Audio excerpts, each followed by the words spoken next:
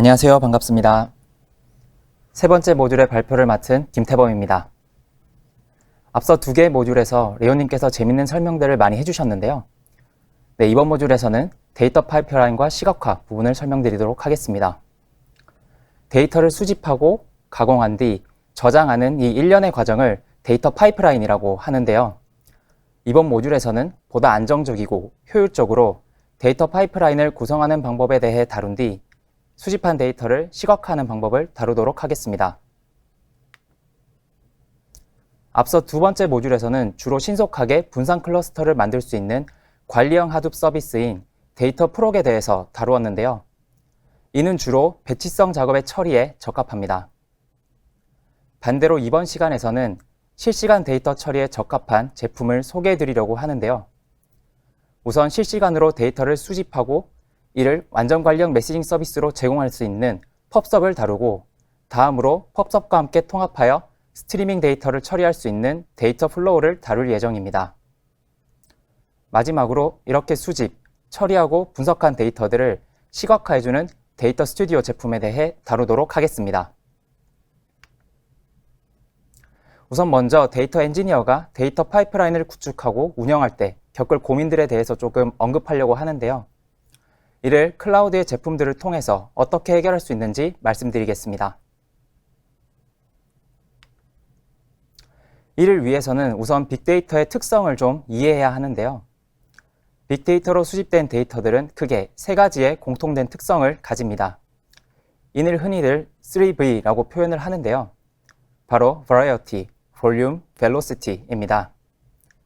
각각의 특성에 대해서 조금 언급해보자면 우선 Variety, 즉 다양성 측면에서는 데이터의 종류와 포맷이 다양해졌음을 이야기합니다. 과거에는 MySQL과 같은 관계형 데이터베이스와 정형 데이터만을 다루었다면 오늘날에는 CSV 및 JSON과 같은 전문, 텍스트 분석을 위한 텍스트 데이터, IoT 센서 데이터 등 반정형에 이어 비정형에 이르기까지 종류와 포맷이 다양해졌습니다. 두 번째로 볼륨 측면에서는 데이터의 양이 페타바이트에 가까울 정도로 사이즈가 커졌으며 저장하고 있는 총량도 지속적으로 증가하고 있음을 의미합니다.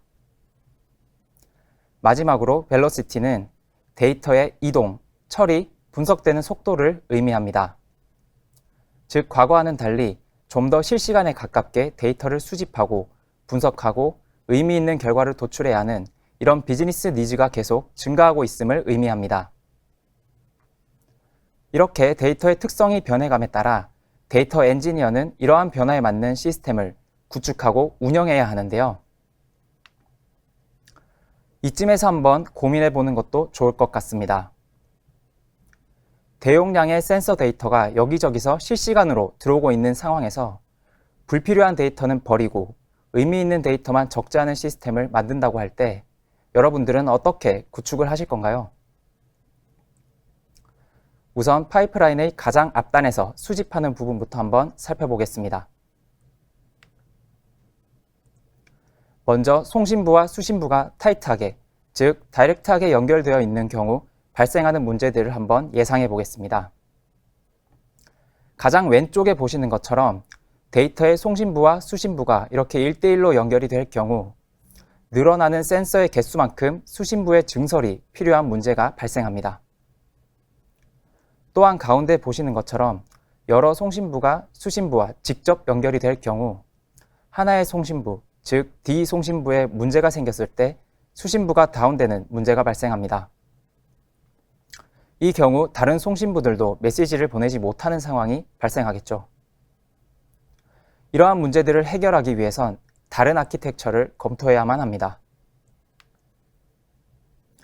이처럼 분산된 센서에서 동시에 대용량의 데이터가 들어온다고 하면 아마 여러분들은 메시지 지향 아키텍처를 떠올렸을 겁니다. 이제 이러한 메시지 지향 아키텍처에 대해서 소개하고 그에 적합한 제품인 펍섭을 소개해 드리도록 하겠습니다. 앞서 말씀드린 분산되어 있는 센서 데이터가 대용량으로 여기저기서 발생한다고 한번 가정하면 수집부의 시스템은 아래와 같은 요구사항을 만족해야 할 것입니다. 우선 다양한 프로세스와 기기에서 동시에 발생하는 스트리밍 데이터를 수집할 수 있어야 됩니다. 즉, 다양한 이기종에서 수집부와의 연결이 편리해야 하고 하나의 센서가 고장나서 데이터를 보내지 못한다고 해도 다른 센서의 데이터는 안정적으로 받을 수 있도록 비동기 처리가 가능해야 합니다. 다음으로 데이터가 수집되는 이벤트가 발생했을 때 운영자에게 실시간으로 알람을 줄 수 있는 이벤트 전달이 가능해야 합니다. 또한 센서의 수가 증가해서 동시에 수집되는 데이터의 양이 늘어나더라도 안정적으로 데이터를 수집할 수 있도록 인프라의 확장성이 확보되어야 합니다. 마지막으로 수집 시스템에 문제가 발생하더라도 재전송을 한다거나 빠르게 페일오버를 해서 데이터의 유실을 막을 수 있도록 시스템의 안정성이 확보되어야 합니다. 어찌 보면 상당히 까다로운 요구사항들인데요. 다행히도 펍섭을 이용하면 쉽게 문제를 해결할 수 있습니다. 펍섭과 같은 메시지 지향 아키텍처에서는 그림에서 보시는 것처럼 메시지 버스를 통해서 여러 개의 퍼블리셔, 즉 송신부로부터 메시지를 받을 수 있으며 다양한 서브스크라이버, 즉 수신부로 메시지를 전달할 수 있습니다. 또한 메시지 안에 버퍼를 통해서 볼륨의 관리가 가능하며 다양한 인아웃 요구사항을 만족할 수도 있습니다. 이를테면 여러 개의 송신부, 하나의 수신부의 연결도 가능하며 하나의 송신부, 여러 개의 수신부의 연결도 쉽게 처리할 수가 있습니다.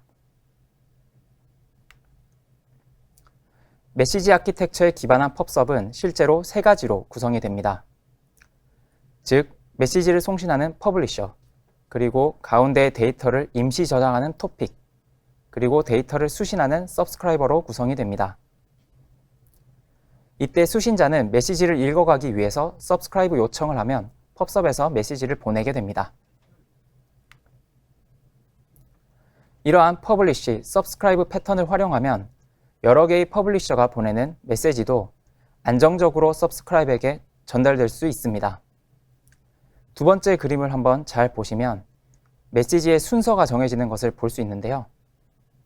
붉은색 메시지가 푸른색 메시지보다 먼저 송신이 됩니다. 수신부도 아마 붉은색이 푸른색보다 먼저 수신이 됐을 겁니다.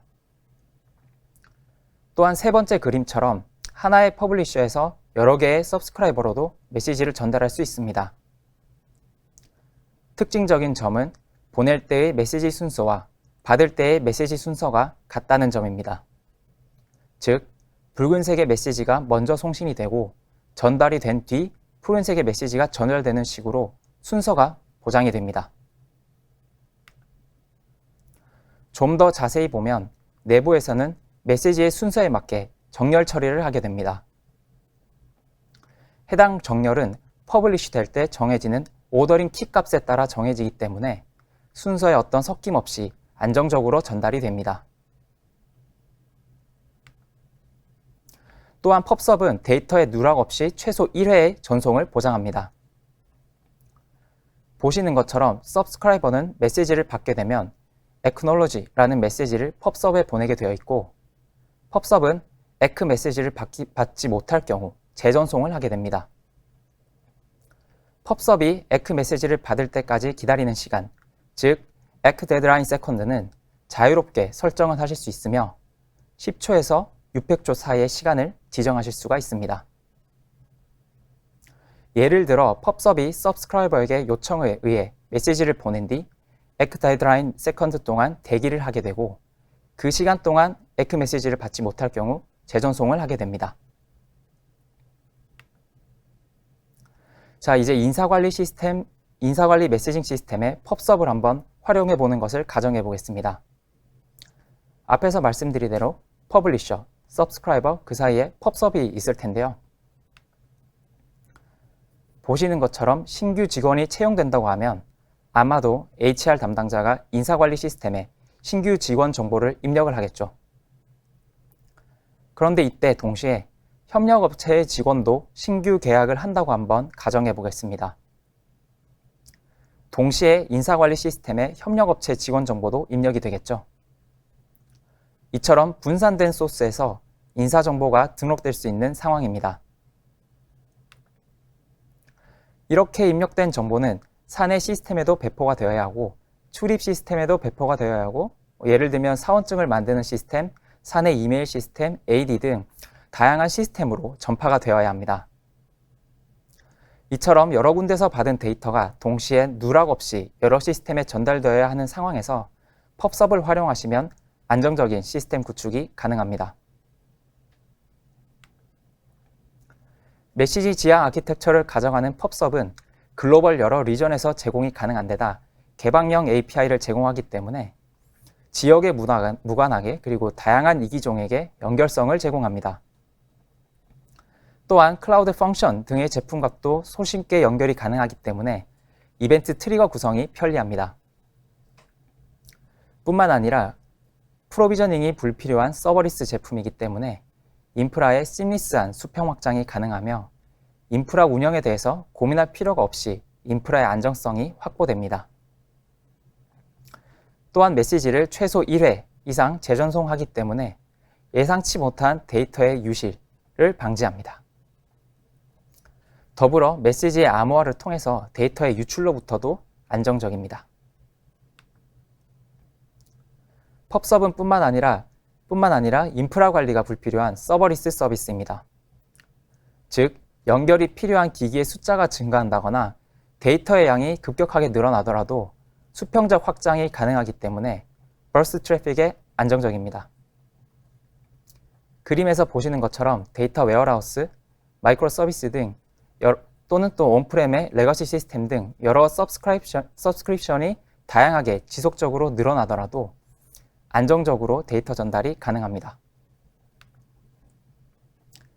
앞에서 말씀드렸던 이 다양한 센서의 데이터를 수집하고 불필요한 데이터를 제거하고 시각화하는 상황으로 다시 한번 돌아가 보면 그림과 같이 표현이 가능합니다. 왼쪽의 센서에서 다양한 데이터가 동시다발적으로 발생하고 있는 모습이 보이고 데이터 파이프라인 제일 앞단에는 이를 받아주는 펍섭이 존재하게 됩니다. 이 펍섭이 센서로부터 데이터를 읽고 저장한 뒤 서브스크라이버에게 데이터를 전달하게 되는데요. 그림에서 보는 파이프라인에서는 데이터 플로우가 바로 서브스크라이버가 됩니다. 이제 펍섭의 설명을 마치고 데이터 플로우로 넘어가도록 하겠습니다. 데이터 플로우는 데이터를 처리 및 가공하는 역할을 한 뒤 빅쿼리 또는 클라우드 스토리지에 데이터를 적재하는 역할까지도 합니다.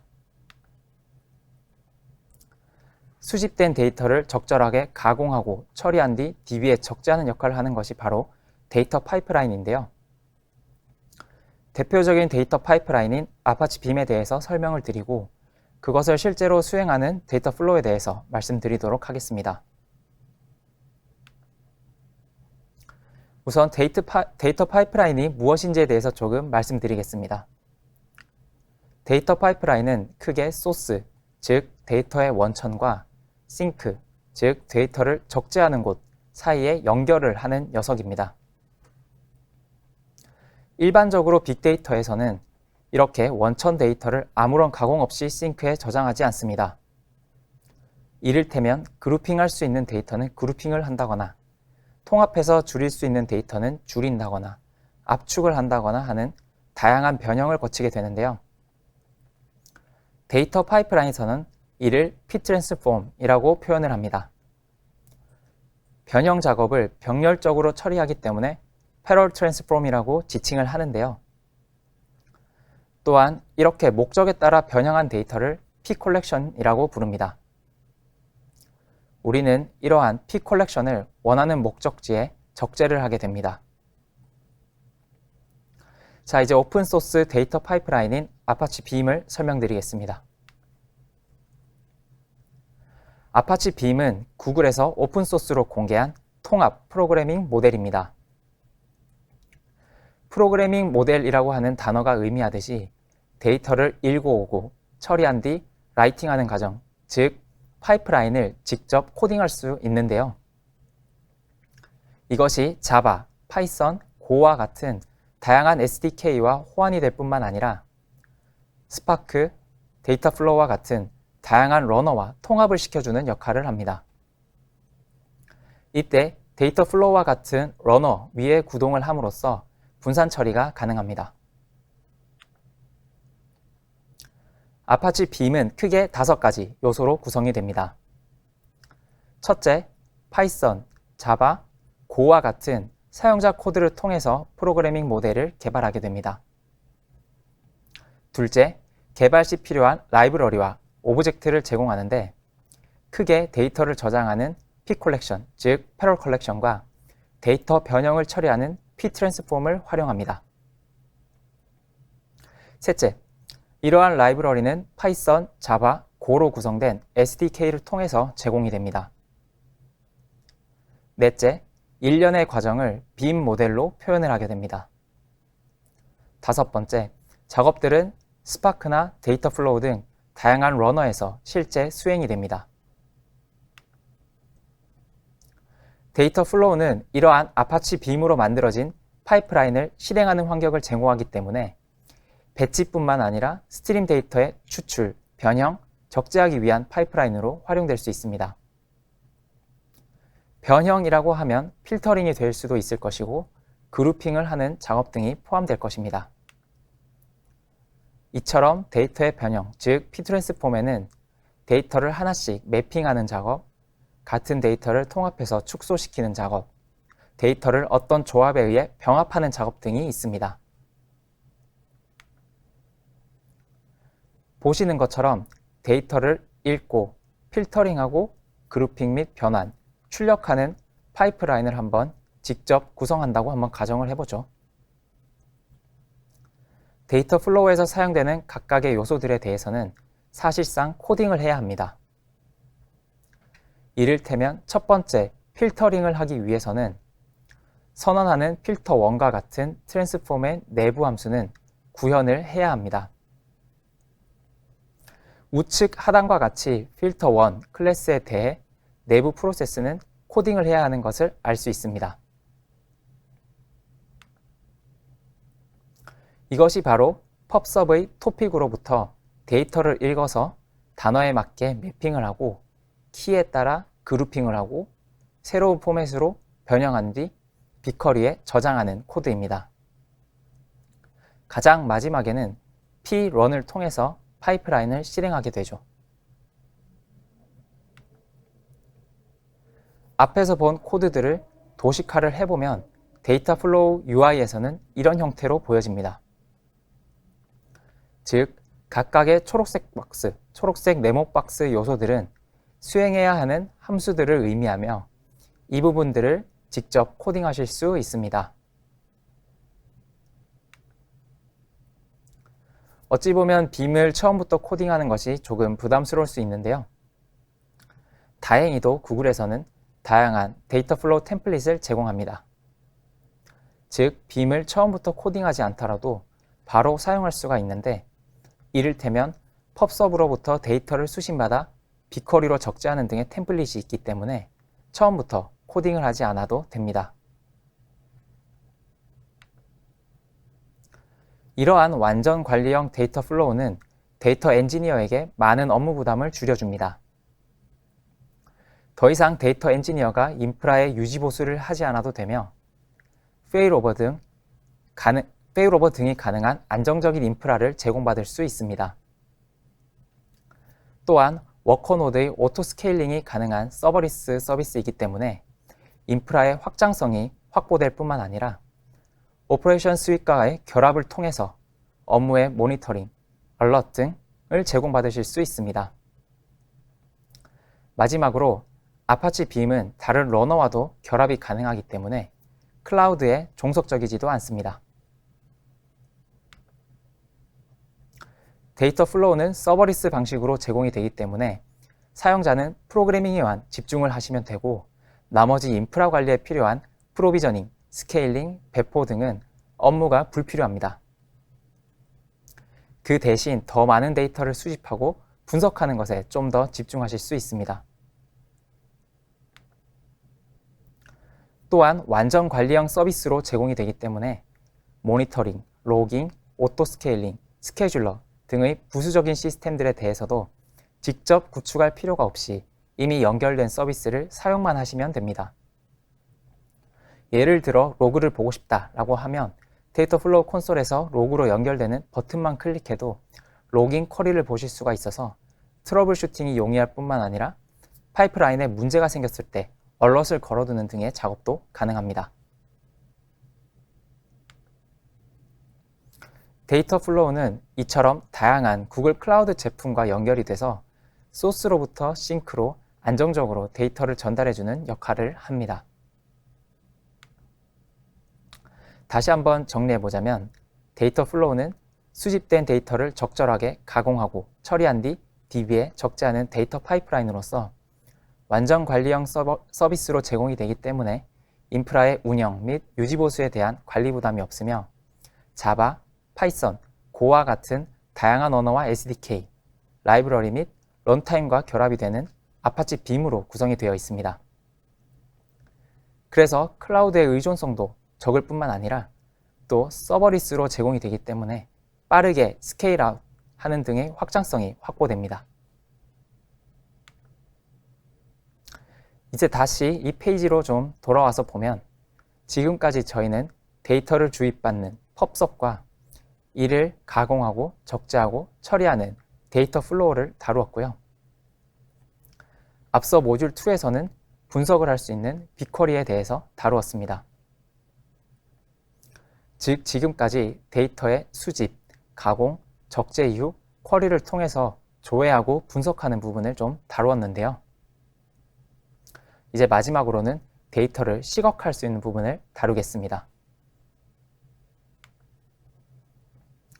데이터 시각화는 비즈니스에 있어서 보다 직관적으로 데이터를 살펴볼 수 있게 하고 의사결정을 할 수 있도록 인사이트를 제공하는 수단입니다. 이를테면 데이터의 추이를 본다거나 분포를 보는 등 수치를 시각화하는 작업을 통해서 새로운 인사이트를 얻을 수 있는데요. 이번 시간에는 빅쿼리와 연결성이 좋은 데이터 스튜디오 제품에 대해서 한번 살펴보도록 하겠습니다. 데이터를 활용해서 비즈니스에서 의사결정을 해야 하는 A라는 회사를 한번 가정해 보도록 하겠습니다. 아마 A사에서는 데이터 드리븐 의사결정을 하기 위해서 여러 가지 과정들을 거치겠죠. 우선 데이터를 수집하고 가공한 데이터를 준비를 하고 그리고 그 데이터에 대해서 분석을 하고 이 분석한 내용을 리포트로 생성을 하고 이 생성한 리포트를 의사결정 담당자 또는 업무 유관자에게 공유하는 형태로 진행이 될 것입니다. 이러한 과정에서 아마도 다양한 툴과 데이터를 보시게 될 겁니다. 수집하는 부분에서는 어쩌면 데이터베이스에 직접 접근을 하시기도 하겠죠. 또는 CSV나 엑셀 파일 형태로 데이터를 전달받기도 하실 겁니다. 혹은 API를 통해서 타 시스템으로부터 데이터를 전달받기도 하시겠죠. 다음으로 데이터를 준비하는 단계에서는 보통 엑셀을 많이 활용을 하십니다. 이를테면 엑셀에서 피벗 테이블을 만든다거나 불필요한 데이터는 지우거나 필터링을 한다거나 하는 등의 가공들을 하시겠죠. 또는 이미 저장되어 있는 DB를 활용해서 쿼리를 좀 수정해서 SQL을 바꾸어 가공하는 등 이러한 작업들을 하시게 될 겁니다. 이렇게 처리한 데이터들을 시각화하기 위해서 이제 다양한 툴들을 활용을 하실 텐데요. 보통 분석을 하시기 위해서 파워 BI나 아니면 타블로 또는 R 같은 프로그램을 이용해서 그래프를 그린다거나 하는 그런 분석 작업들을 거치실 겁니다.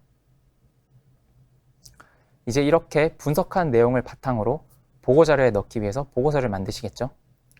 보고서를 만들 때 많이 사용하셨던 파워포인트를 활용하신다거나 또는 PDF, JPG와 같은 이미지 파일을 활용하시는 등 이렇게 리포트를 생성을 하실 겁니다. 그러면 이렇게 생성한 리포트를 이제 공유할 때는 이메일을 통해서 공유를 한다거나 아니면 직접 그 자리에서 모니터를 통해서 공유를 한다거나 하는 형태로 공유를 하실 겁니다. 그런데 이 A사는 데이터 드리븐으로 의사결정을 하긴 하지만 그 과정이 다소 좀 비효율적인 것 같기는 합니다. 그 이유를 한번 살펴보니 우선 조직마다 사용하는 툴이 너무 다르고 다루는 데이터가 너무 다릅니다. 그래서 비즈니스를 통합해서 보기가 좀 어렵습니다. 다음으로 데이터를 전달하는 과정이 까다롭습니다. 엑셀에서 파일을 다운받는다거나 익스포트를 한다거나 하는 추가적인 작업들이 수반되어야 되겠죠. 마지막으로 가장 큰 문제는 이 데이터가 실시간으로 갱신되지가 않습니다. 즉, 리포트를 만들 때의 시점과 의사결정을 할 때의 실제 데이터들은 차이가 이미 나고 있지만 그 데이터들을 보지 못한 채 의사결정을 해야 되는 문제가 발생하죠. 데이터 스튜디오는 바로 이러한 문제를 해결하기 위해서 등장하였습니다. 모든 데이터들을 연결을 해줍니다. 이 연결의 범위는 내부에 있는 SQL, 구글 시트, 엑셀 이런 데이터뿐만 아니라 파트너, 예를 들면 어도비 애널리틱스로부터 데이터를 추출한다거나 그 외에 AWS로부터 데이터를 추출한다거나 하는 등의 연결도 가능합니다. 그리고 데이터 스튜디오를 활용하면 이렇게 연결한 데이터의 시각화가 손쉽게 가능합니다. 뿐만 아니라 이메일의 공유도 필요 없이 쉽게 다른 사람에게 공유를 하실 수도 있습니다. 즉, 데이터 스튜디오를 활용하면 데이터를 업로드하고 내려받는 이러한 수작업이 불필요하고 데이터의 가공을 위한 쿼리도 직접 데이터 스튜디오에서 수정이 가능하기 때문에 엑셀의 사용이 불필요하며 실시간 리포트가 공유가 가능할 뿐만 아니라 PDF 또는 이메일로도 심지어 다운받아서 전송할 수 있는 기능까지 포함하고 있습니다. 즉, 보시는 것처럼 다양한 원천 데이터를 통합해서 실시간 대시보드를 구성하는 것이 가능하며 이 대시보드를 통해서 다양한 인사이트를 얻으실 수가 있습니다. 특히 데이터 스튜디오는 빅쿼리와 결합될 때 우수한 성능을 보입니다. 빅쿼리에서 한번 데이터를 직접 조회해 보시면 아마 빅쿼리 콘솔에서 Explorer in Data Studio라는 메뉴를 확인하실 수 있을 겁니다. 이를 통해서 조회한 데이터를 즉시 데이터를 볼 수 있는 대시보드로 변환이 가능하고 데이터 스튜디오에 리포트를 생성하실 수가 있습니다. 또한 보시는 것처럼 데이터 스튜디오는 동시에 여러 사람이 공동 작업이 가능하기 때문에 작업의 생산성을 높일 수 있습니다. 보시는 것처럼 A라는 사람이 수정하고 있는 화면을 B라는 사람이 동시에 실시간으로 보고 있는 모습입니다.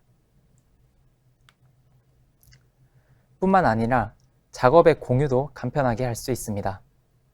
화면에서 보시는 것처럼 공유하고자 하는 사용자의 계정을 추가하고 메시지를 추가하면 바로 공유가 가능합니다.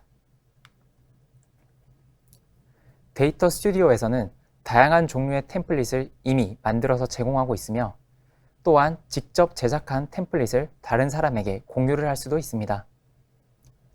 만들어둔 차트를 공유해서 내부에 들어가는 데이터만 다른 데이터로 바꾸는 등의 작업이 가능하기 때문에 생산성을 높일 수가 있습니다. 또한 데이터 스튜디오에서는 데이터를 바차트, 파이 차트뿐만 아니라 다양한 피벗 테이블로도 표현이 가능하며 자유롭게 대시보드를 구성하실 수도 있습니다. 그림에서 보시는 것처럼 저는 GCP의 빌링 데이터를 기반으로 클라우드 사용량 등을 이미 템플릿으로 만들어 두었기 때문에 새로운 GCP 워크로드가 추가되더라도 데이터만 연결함으로써 템플릿을 재사용하고 있습니다. 이를 통해서 손쉽게 리소스의 사용량 추이를 살펴볼 수도 있습니다. 앞에서는 빅쿼리 콘솔을 통한 접근과 템플릿에 대해서 말씀을 드렸는데 필요에 따라서는 데이터 스튜디오 UI에서 직접 리포트를 생성할 수도 있습니다. 이렇게 만든 리포트는 팀원에게도 공유가 가능하며 일부 사용자에게만 공유하는 등 접근 제한을 걸어두실 수도 있습니다. 리포트를 생성한 뒤에는 어떤 데이터를 활용할지 다양한 데이터 소스를 선택하실 수도 있습니다. 이때 앞서 말씀드린 것처럼 구글 애널리틱스뿐만 아니라 MySQL 및 구글 시트, 빅쿼리 등 다양한 데이터 소스와 연결이 가능하며 어도비와 같은 파트너 데이터도 활용하실 수가 있습니다. 또한 이 데이터들을 조합해서 보실 수도 있기 때문에 새로운 인사이트를 창출하실 수도 있습니다. 데이터 소스를 추가한 뒤에는 차트 생성 버튼을 눌러서 다양한 차트를 생성하실 수가 있습니다. 막대, 선 차트는 물론이고 파이 차트, 시계열 차트, 콤보 차트 등 다양한 차트의 구성이 가능합니다. 아울러 피벗 테이블도 구성이 가능할 뿐만 아니라 필요한 차트는 자바스크립트 개발을 통해서 커스터마이즈 하실 수도 있습니다. 최종적으로 생산한 보고서는 뷰 버튼을 통해서 살펴보실 수도 있으며 쉐어를 통해서 타인에게 공유도 가능합니다. 이때 뷰어 권한과 수정 권한 등을 조정할 수 있기 때문에 안정적으로 업무의 관계에 맞게 권한을 부여하실 수가 있습니다. 권한을 줄 때는 구글 계정, 이를테면 지메일 계정이 있는 사람에게만 권한 부여가 가능하기 때문에 주의할 점은 로그인을 하셔야 데이터를 보실 수가 있습니다. 또한 리포트에 접근 권한을 부여하더라도 데이터에 대한 접근 권한은 별도로 부여를 하셔야 합니다. 그렇게 하지 않으면 데이터에 조회가 되지 않기 때문에 차트가 제대로 보이지 않습니다. 자, 그럼 이제 구글 온라인 샵에 방문한 고객의 방문 데이터를 조회하고 이를 이용해서 몇 가지 트렌드 데이터를 데이터 스튜디오를 통해서 한번 살펴보겠습니다. 이번 시간에는 일자별로 몇 명의 신규 고객이 온라인 샵을 방문했는지 추이를 한번 지켜볼 예정이고 국가별로 어떤 국가에서 많은 유저들이 방문했는지 살펴보려고 합니다. 여러분들도 직접 해보실 수 있는 데이터를 가지고 제가 준비를 했으니 좀 집중해 주시길 바랍니다. 자, 우선 빅쿼리에서 데이터를 조회하는 화면입니다. 간단하게 쿼리를 한번 작성해 볼 수 있는데요. 필요한 컬럼만 정확하게 명시를 해서 데이터를 한번 확인을 해봅니다. 다음으로는 조회된 데이터를 한번 살펴볼 텐데요. 데이터 중에서 가장 좌측 컬럼은 방문자의 비식별 아이디를 나타내고 있고 일자 컬럼도 보입니다. 또한 방문자가 어떤 디바이스로 접속했는지 접속한 디바이스의 종류도 보입니다.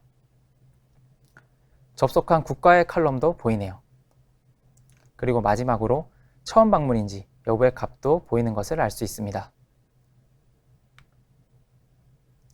이제 데이터 스튜디오에서 리포트를 생성하는 화면으로 넘어가겠습니다. 데이터 스튜디오에서 간단하게 플러스 버튼만 클릭하면 리포트를 생성하실 수가 있습니다.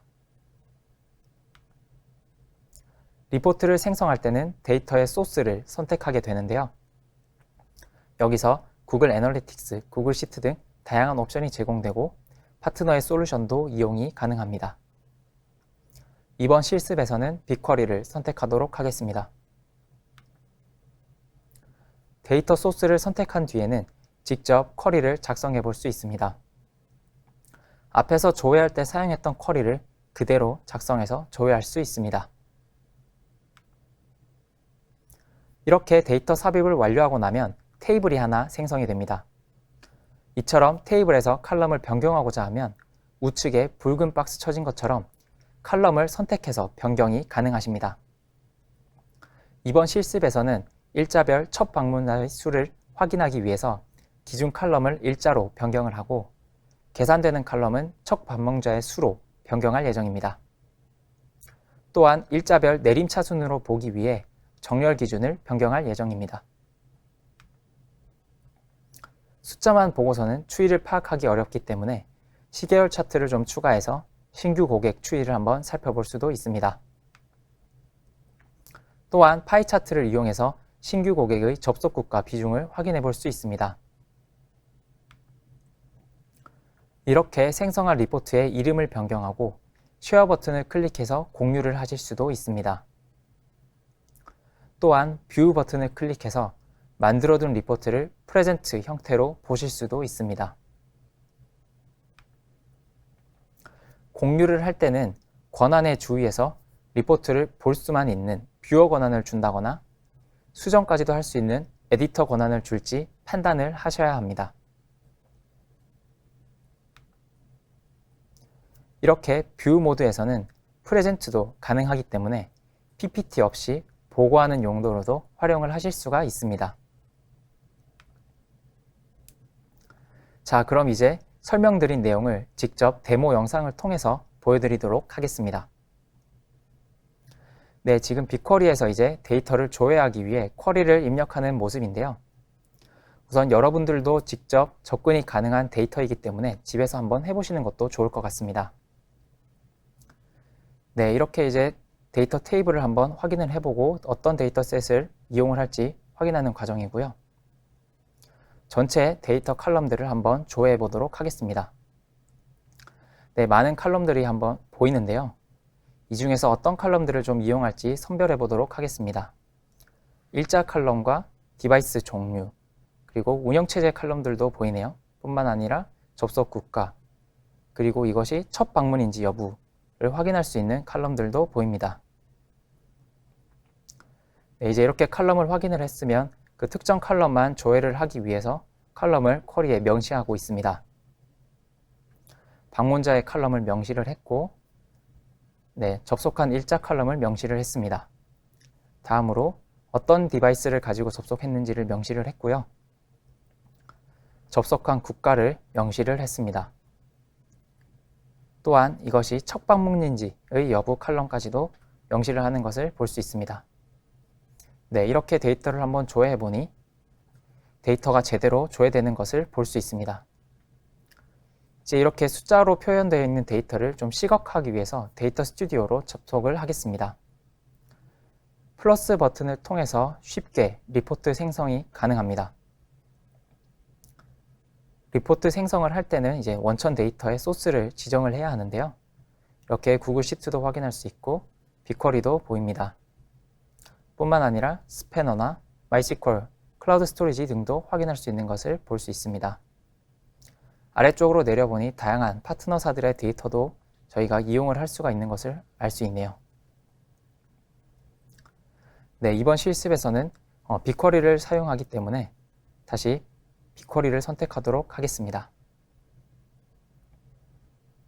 네, 이렇게 빅쿼리를 선택하신 뒤에는 쿼리를 직접 작성해 보실 수 있습니다. 여기서 보이시는 쿼리를 그대로 카피해서 붙여넣도록 하겠습니다. 네, 이제 리포트가 생성되는 모습을 볼 수 있는데요. 리포트에서 데이터에 접근하기 위한 권한을 요청을 하고 이것을 승인하게 되면 네, 이렇게 데이터가 삽입된 것을 볼 수 있습니다. 최초로 만들어지는 테이블을 한번 확인을 해봤는데요. 일자별로 첫 방문자를 확인하기 위해서 칼럼들을 좀 바꿔보도록 하겠습니다. 네, 지금 현재 지정되어 있는 칼럼은 데이트 칼럼으로 이제 바꿔주고요. 시간 부분을 제거하기 위해서 일자로 피처를 한번 바꿔보도록 하겠습니다. 다음으로 전체 레코드 건수가 아닌 이제 첫 방문자의 숫자를 확인하기 위한 칼럼으로 한번 변경을 해보도록 하겠습니다. 네, is first visit 칼럼을 이렇게 선택함으로써 첫 방문자를 통합해서 볼 수가 있네요. 이제 일자별로 내림차순으로 보기 위해서 소팅 작업을 한번 하겠습니다. 네, 이렇게 일자별로 이제 내림차순 되는 것을 볼 수 있습니다.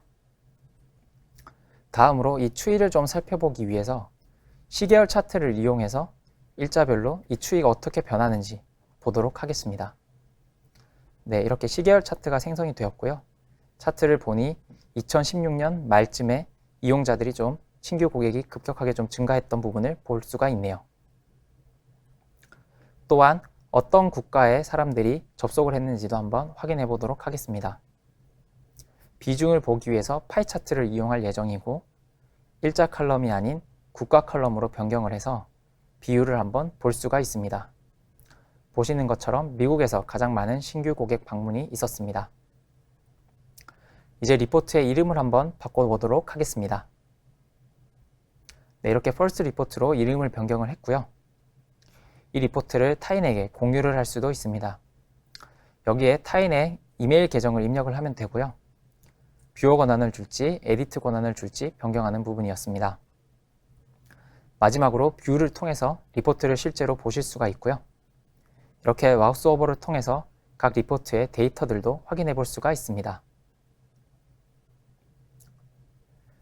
네, 이제 이렇게 데이터 스튜디오에 대한 설명을 마치고 이제 앞에서 다루었던 내용들을 한번 통합해서 좀 볼 예정인데요. 예시로 한번 가정을 한번 해보겠습니다. 가령 동시 접속자가 많은 게임 서비스를 하나 구축한다고 좀 가정해 보겠습니다. 동시 접속자가 많은 게임 서비스일 경우에 처음 접속하는 회원 인증 부분에서 많은 부하가 발생할 것입니다. 보통 게임을 오픈하면 처음 접속, 회원 가입하는 부분에서 서버들이 많이 다운이 되죠.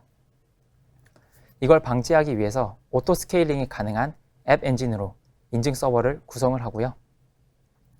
이제 이렇게 처리되는 다량의 정보를 DB에서 받아줄 수 있어야 됩니다. 문제가 발생하지 않도록 다량의 정보를 쉽게 처리하기 위해서 서비스의 지연과 유실을 방지하는 펍섭을 통해서 이제 메시징 아키텍처를 구성하게 될 것입니다. 이제 이렇게 실시간성으로 수집되는 데이터와 배치성으로 수집되는 데이터, 즉 아래쪽에 보시는 클라우드 스토리지에 적재되어 있는 배치성으로 수집되는 데이터를 통합해서 적재를 하고자 합니다. 이렇게 데이터를 통합하고 가공하는 작업은 데이터 플로우에서 처리가 되고요. 데이터 플로우에서 데이터 파이프라인을 통해서 데이터를 가공한 뒤 빅쿼리에 적재를 하게 됩니다. 이제 이렇게 빅쿼리에 적재된 정보는 다양한 용도로 활용을 하실 수가 있을 텐데요. 우선 버텍스 AI와 같이 ML 분석에 활용하실 수도 있을 겁니다. 또는 앞서 설명드린 데이터 스튜디오 또는 루커와 같은 이렇게 데이터 시각화를 할 수 있는 BI 툴들을 통해서 데이터를 시각화하는 용도로도 활용을 하실 수가 있을 거고요. 일부 데이터 칼럼 중에 필요한 데이터들은 구글 시트를 통해서 데이터를 추출해서 엑셀 파일 형태로도 주고받는 작업들이 가능합니다.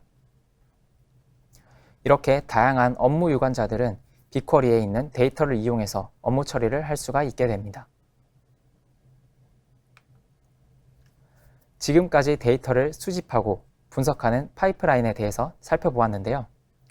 마지막 모듈 4에서는 머신러닝을 다뤄볼 예정입니다. 모듈 4에서는 머신러닝의 기초부터 시작해서 이것을 비즈니스에 어떻게 활용할 수 있는지, 그리고 그것을 GCP에서 어떻게 쉽게 구현할 수 있는지 이러한 내용들을 실습을 통해서도 보여드릴 예정이기 때문에 다양한 주제와 내용들을 좀 준비했으니 휴식 시간을 좀 갖고 잠시 후 2시에 뵙도록 하겠습니다. 감사합니다.